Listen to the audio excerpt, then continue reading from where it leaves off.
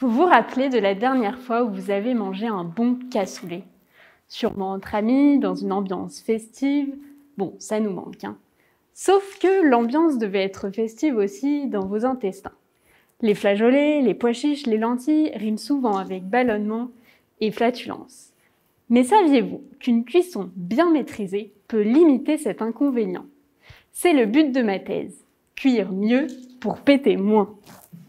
Avant tout, remontons à la cause. Comment digère-t-on un aliment?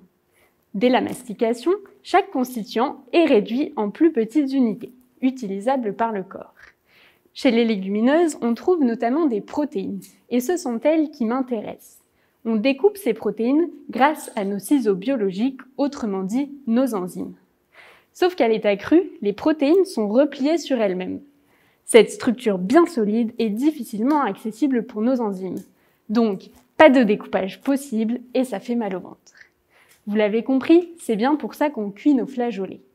On les trempe dans une marmite remplie d'eau et chaque flageolet s'hydrate peu à peu. L'eau vient entourer les protéines qui se retrouvent déstabilisées. C'est comme si on commençait à les chatouiller. Puis, on passe la marmite sur le feu. Et la chaleur détruit les maillons qui tenaient les protéines. Et donc, les protéines se déplient comme quand on démêle un nœud. Scénario idéal pour nos enzymes qui peuvent enfin s'approcher et les découper.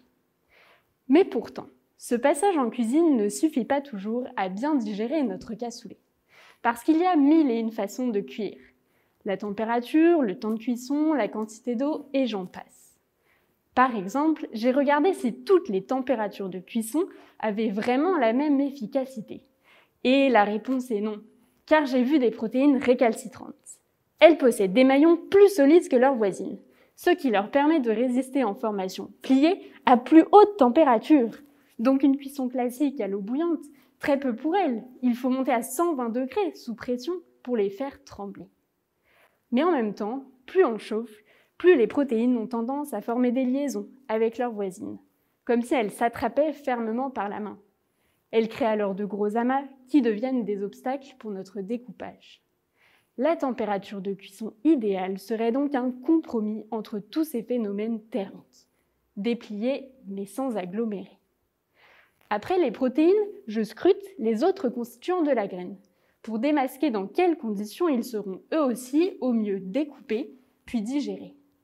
Et en travaillant sur le flageolet, la lentille et le pois chiche, je pourrai bientôt vous donner la recette pour digérer n'importe quelle légumineuse sans effort. Alors, réconcilié avec le cassoulet ?